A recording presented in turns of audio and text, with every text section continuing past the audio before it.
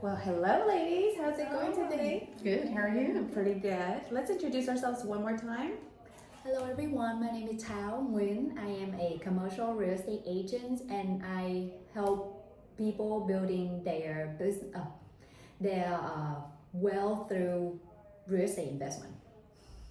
And I'm Latoya Flanagan. I'm also a commercial real estate broker, and I help small businesses and entrepreneurs invest in their future and also navigate complex real estate decisions. And I'm Kenya Sanchez, and I am also a commercial real estate agent. I love to help people bring their business from a dream into reality and finding their space. Well, last time we talked a little bit about what it takes to have a location or what the landlords look into to get a person to lease their space to a person. Let's talk a little bit more today about the financials or bank loans. Tao, do you have anything you can share with us? So last time I attended a panel about financial opportunities by the Deck Network and Frost Bank, and they're an amazing panel. There were 60 person attending that panel, and 90% of them are women. So I really like this is woman-driven business. They are in every single step of preparing to have their dream of owning a business into the reality. So I'm so thrilled of attending that. And then there is a couple of the education that I got out of this. For example, like how we compare between a grant and a loan. So typically a grant, they don't require you to have repayment, but they have a really strict requirement of annually you have to report with them how many units did you build if you are obtaining that loan to build like housing, or how many jobs did you created by your business and how your business impact or affect into the local community. So that is totally different with the loan side, where you have to have a clear repayment plan, and oftentimes it involves collateral, for example, like your house. And usually that repayment plan is based on your business cash flow. So you really have to have a clear business plan and how you start, how did you start in the beginning of your business, and how do you come up with making the profit in order to repay that loan. So those are the two different things between grant and loans. So making sure you build a really strong relationship and long-lasting relationship with your banker, so that when you need to have the financial capital, they know what you need, they know what you want, they know what kind of business you are pursuing, they know your financial situation, so that they can be the storyteller in front of the lender in order to help you secure for your financial support. Don't just go into them and say, I need the money tomorrow. That doesn't work. Oh yeah, I love when you say that, because a lot of times I have people that are rushing, right? They have an idea and they're thinking, you know what, I want to get into business, or I've always wanted to have this business, but I want to have it like next month. So it takes time to develop, it takes planning, and you really have to show that you have studied and researched your business idea in order to prove and to show that to either investors or to lenders or to the grant writers, because people are investing into this. So you don't want to just think of it one day and think it's going to happen. There's so many steps before that. Yeah, no. A lot of banks, when you're working with a bank, they actually look at underwriting your loan. So they're going to look at several different qualifications that you might have. They're going to look at your how your ability to repay the loan back. They're also going to look at your personal credit, and like Tao said, they're going to prefer that you have cash over collateral, because cash is king.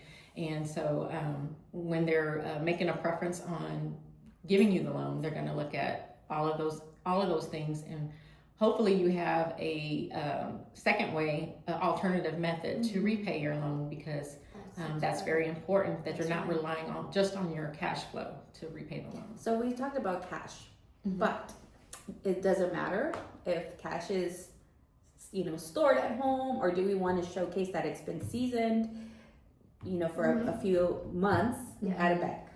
Do we know that? Yeah. Definitely, when you want to show, you really want to show that the cash you have is on the financial statement in your bank seasoned is, and usually they want to look at the season of the money for at least 3 months.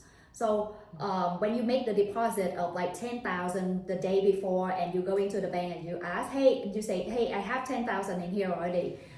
It doesn't count because it has not been seasoned enough in the bank to show them that, oh, this is a true money, a clear money.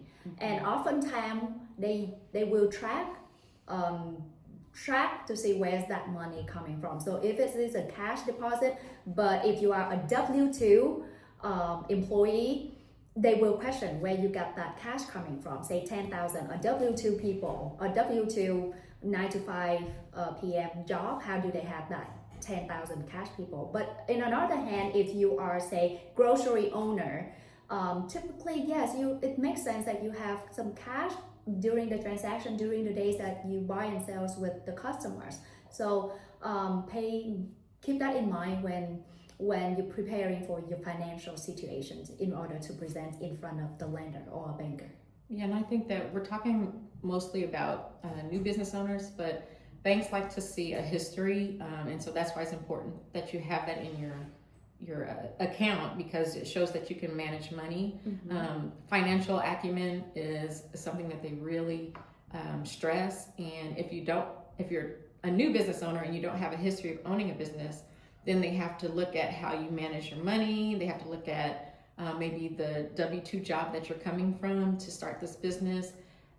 What did you do in that job? Did you manage money? Were you executive? Those kind of things the bank looks at in order to make decisions on who to loan money to. That and the experience behind your business. Are you experienced? Were you a manager doing this in the past with another company? Or is this brand new to you? You know, are you going to be able to maintain your loan or your business?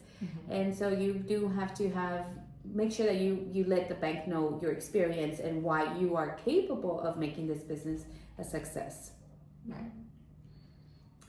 Well, I think we have shared some good information today. It's a good amount of snippet of financial information that we wanted to share. Did you want to share something? Yeah, well, we were going to talk a little bit about foreign investors. What do you think about maybe people that are not from here getting a loan? What do they need to think about? What do they need to prepare for? So if they are in a partnership with someone that is a citizen, so they have to have a green card or be residents of the United States, or if they're in another country, there has to be a partnership. The partnership has to weigh more for the U.S.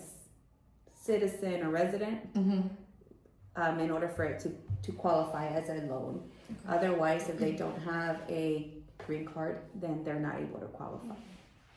Awesome. Okay. Thanks for that information. Yes. Anything else you guys want to share?